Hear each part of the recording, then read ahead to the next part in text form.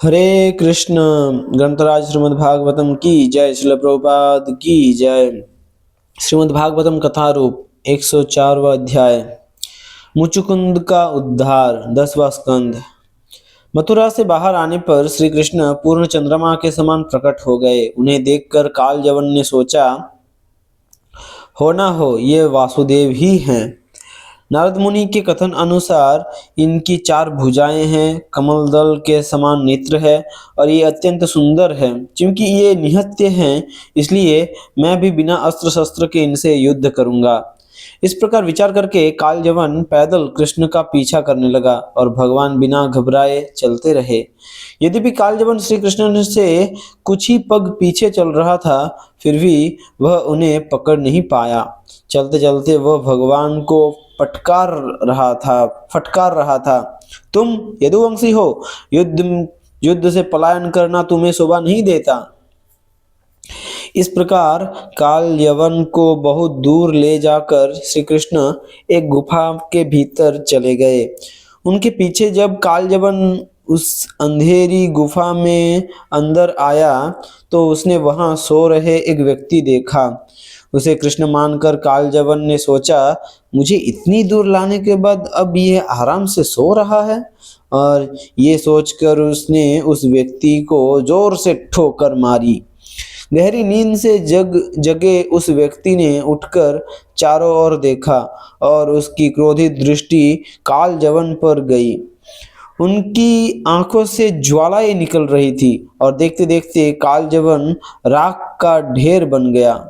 सो रहा वह व्यक्ति था मुचुकुंद, जो इक्ष्वाकु वंश के पुण्यवान राजा मंधाता का पुत्र था। युवा पूर्व मुचुकुंद ने देवताओं का सेनापति बनकर युद्ध किया था। अंत में जब देवताओं को सेनापति के रूप में कार्तिकेय मिल गए, उस समय उन्होंने मुचुकुंद को सेवानिवृत्त कर दिया। आभार व्यक्त करते हुए देवताओं ने उनसे कहा, आपने हमारी रक्षा के लिए अपनी इच्छाओं की बलि दे दी। काल के प्रभाव से आपका राज्य, परिवार, मंत्री तथा प्रजा सब नष्ट हो चुके हैं। आपका परम कल्याण हो। कृपया मुक्ति को छोड़कर हमसे अन्य कोई भी मनचाहा वरदान मांग लीजिए, क्योंकि मुक्ति केवल भगवान विष्णु ही दे सकते हैं। अनेक वर्षों तक ना सोने के कारण मुचुकुंद ने लंबी नींद का वरदान मांगा और कहा कि यदि कोई समय से पहले उन्हें जगाएगा तो उनकी दृष्टि पड़ते ही वह भस्मीभूत हो जाए। देवताओं की अनुमति लेकर वे अबाध निद्रा के लिए इस गुफा में आकर सो गए। श्री कृष्ण उस गुफा में कालजवन को मारने तथा मुचुकुंद का उद्धार, ये दोनों कार्य करने आए। कालजवन की मृत्यु के पश्चात मुचुकुंद ने अपने सम्मुख श्यामल अंगकांति लिए चतुर्भुज भगवान विष्णु को देखा। उनके वक्ष स्थल पर श्रीवत्स चिन्ह, कंठ में देदीप्यमान कौस्तुभ मणि और वैजयंती माला थी। भगवान का अत्यंत सुंदर हंसता हुआ मुख मकराकृति कुंडलों तथा चंचल कटाक्षों से अत्यंत शोभित हो रहा था। नवजौवन से भरा उनका सौंदर्य अतुलनीय था।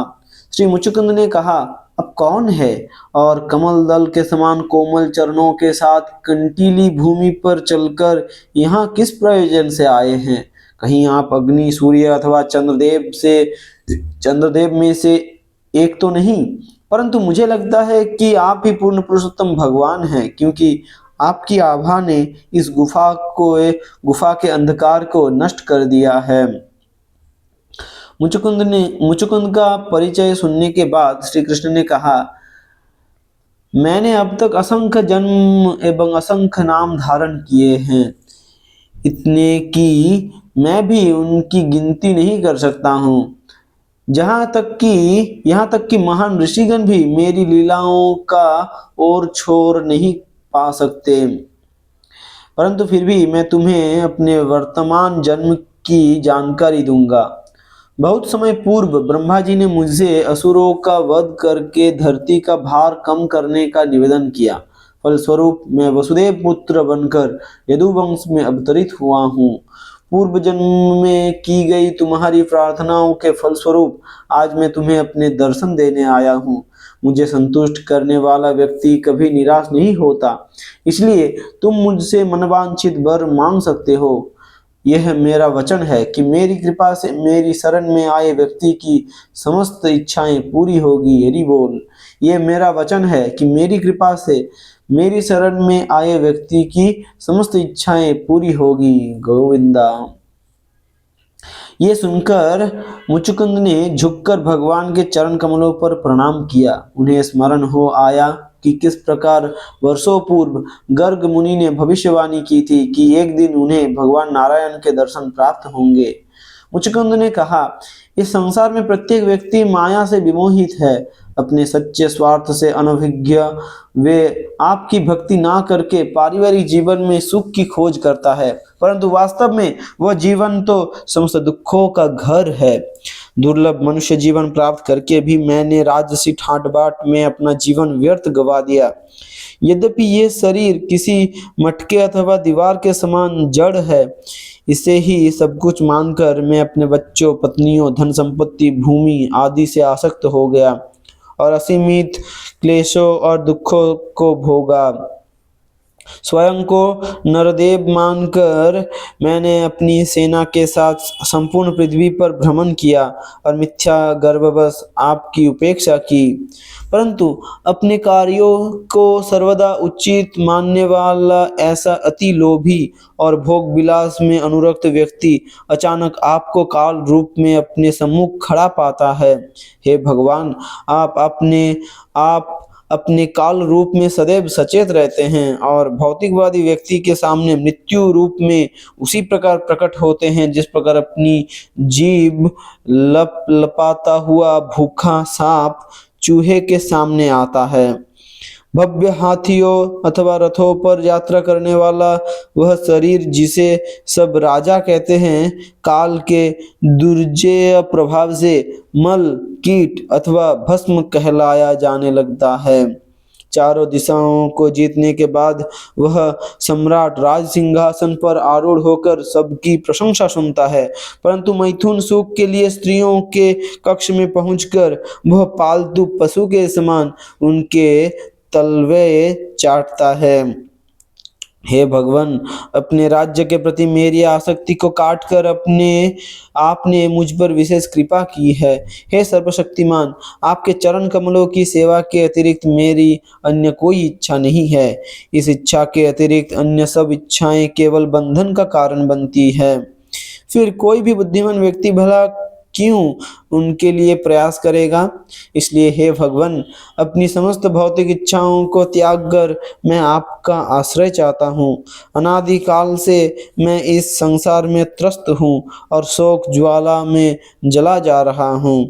इसलिए हे परात्मन, कृपया मेरी रक्षा कीजिए। आज बड़े सौभाग्य से मुझे आपके चरण कमलों के दर्शन प्राप्त हुए हैं। भगवान ने कहा, हे राजन, आपका मन पूर्णतः शुद्ध है। मन चाहे वर के प्रलोभन से भी आपका मन विचलित नहीं हुआ। विश्वास रखो, मैंने तुम्हारे आदर्श चरित्र का प्रदर्शन करने के लिए तुम्हें इस प्रकार प्रलोभित करने का प्रयास किया। मेरे शुद्ध भक्तों के चित्त कभी भी भौतिक वरदानों से डगमगाते नहीं है। हरि बोल। मेरे शुद्ध भक्तों के चित्त कभी भी भौतिक वरदानों से डगमगाते नहीं है। तुम सदैव मेरा चिंतन करते हुए पृथ्वी पर विचरण करो। मेरी अटूट भक्ति सदैव तुम्हारे हृदय में वास करती रहे। क्योंकि तुम क्षत्रिय थे, शिकार के दौरान तुमने अनेक पशुओं का वध किया था, इसलिए मेरे शरणागत रहते हुए तपस्या करो और उन सब पाप फलों को नष्ट कर दो। अगले जन्म में तुम एक सुयोग्य वैष्णव बनोगे और निश्चित ही मेरे पास लौट आओगे। हरि हरि बोल।